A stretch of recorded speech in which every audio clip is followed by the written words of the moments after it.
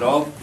Tukaj nam je pač negacija prikazala pač eno smer oziroma eno stran filozofije, v kateri so nam pač razlagali o tem, da filozofija naj bi bila sama sebi namen, ne? V čemer se mi z naše strani ne strinjamo. Ker pač vemo, da vsaka stvar naj bi bila namenjena nekomu ali pač nečemu, da, v tem smislu, da mu pomaga, ne? Hočemo tudi s tem povedati, da bi bila tudi filozofija namenjena s tem, da pomaga množici, ne? Ker pač filozofija sama po sebi ne more biti sama sebi namen, ne?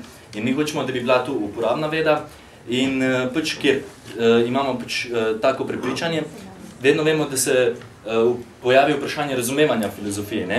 In tukaj sta dva pomembna vprašanja in to je sicer kako in zakaj, ne? Če ne bi imeli odgovora na to, kako in zakaj lahko filozofija pomaga množici, ne, bi s tem dokazali, da pač filozofija nima drugega namena kot samega sebi, pač samo v sebi spodbudo, ne. Ampak...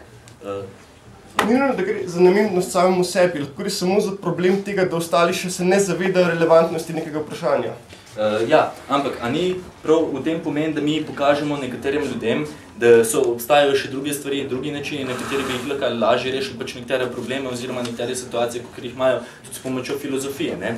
Ker pač vsi vemo, ne, da pač, ker je resolucija, da pač bi naj filozofija pomagala množicam in ne samo, mislim, da naj bi bila filozofija za množice in ne samo za elito, vsi vemo, da je pač elita en vodilni člen nekaterega dela, kar je v tem primeri množica, ne? In tudi s tem pridobimo tu, da pač ta elita bi mogla misliti, recimo, dobro za večino ljudi, ne? In s tem bi si mogla tudi ustvariti množica eno dobro mnenje o filozofiji, kar pomeni, da bi mogla narediti ta elita, da bi mogla biti filozofija dostopna množicam s tem, da bi se lahko sami med sabo pomagali, da bi lahko ustvarjali med sabo eno določeno... Ja. Ma ni to stvar svobodne izbire, tisti, ki želi biti filozof, bo postal filozof in tako tudi član elite? Ja, ampak tu se ne gre za to, da bi en postal filozof ali pa član elite. Gre se na splošno življenje, ker pač ne govorimo o sami filozofiji kot o neki vedi, ki bi pač sama po sebi bila sebi namen, da bi bil vsak sposoben razmišljati na filozofsko, pač razmišljati na določen način, nekateri bi rešil probleme, ampak pač, da bi lahko pomagal eni določeni skupin ljudi, eni množic, reševati stvari oziroma ji pomagati oziroma na nek način, da bi množica znala uporabiti eno stvar, v tem primeri pač filozofijo, zato, da bi se izpopolnjevala, izobraževala in pač reševala probleme na en bolj sofisticiran način, ne. Tako da, v glavnem, tako sem že povedal, ne, pomembno je tu, da filozofija bi mogla biti nedostopna, je dostopna množicam, ampak bi mogla množicam ljudi pač biti bolj približana, zaradi tega, da bi pač znala lažje upravljati svoje življenje oziroma lažje razmišljati tudi na drugačne načine, odpreti nova vrata pač v kakršnih koli drugih stvareh. Hvala. Lep pozdrav še drugič strani opozicije. Bili smo priča dvem dokaj lepim in prepričljivim govorom strani naših nasprotnikov, ki se vzemajo za to, da je filozofija stvar množice. Mi se s tem še vedno strogo ne strinjamo. Zakaj? Ker mislimo, da so naši nasprotniki zgrešili v samih fundamentih svojih argumentov. In sicer zakaj? Sami priznavajo, da ima filozofija velik vpliv na množico in na človeštvo nasploh. Mi se s tem strinjamo. Kaj še več? Da je filozofija zelo dobra in dragocena stvar v službi dobrobita vsega človeštva. Tudi to je lepa misel, tudi s tem se strinjamo.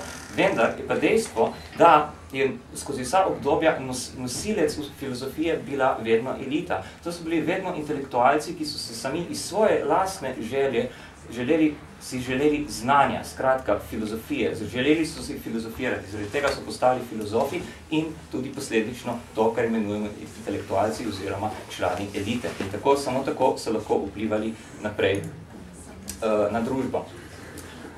In ravno tukaj se pa pojavi ključno vprašanje. Kajti, na eni strani imamo množico, za katero naši nasprotniki priznavajo celo, da je vedno prisiljena se ukloniti valu, ki ga proizvaja elita v svojem filozofijo.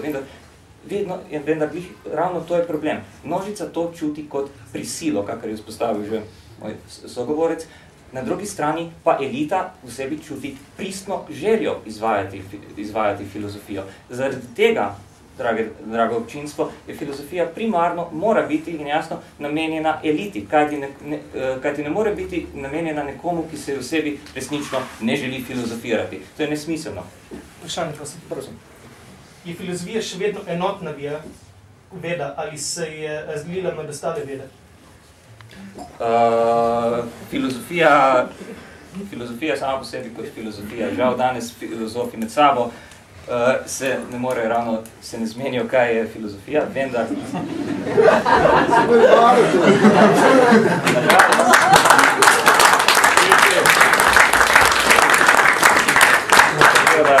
Na to vprašanje bi lahko odgovoril, če bi bil razsvetljen, recimo, da se tako izgleda. Se bom pa strinjal, da je filozofija zelo dragocena stvar, s katero je treba skrbeti.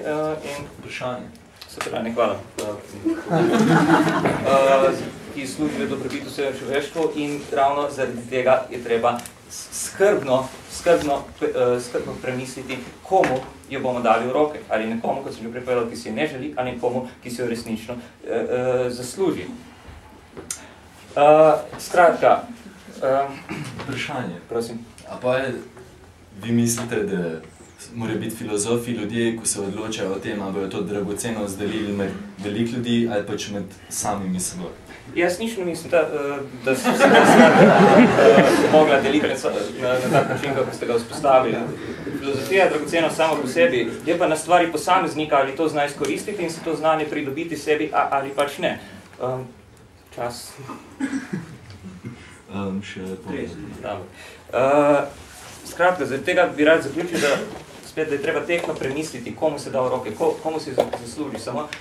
Pa ne samo to, v kateri smeri bo res stvar funkcionirala in upravljala svojo nalogo, da bo služila vsem nas. Vendar, konec koncev, boste pa mogli na to vprašanje odgovoriti sami. Hvala.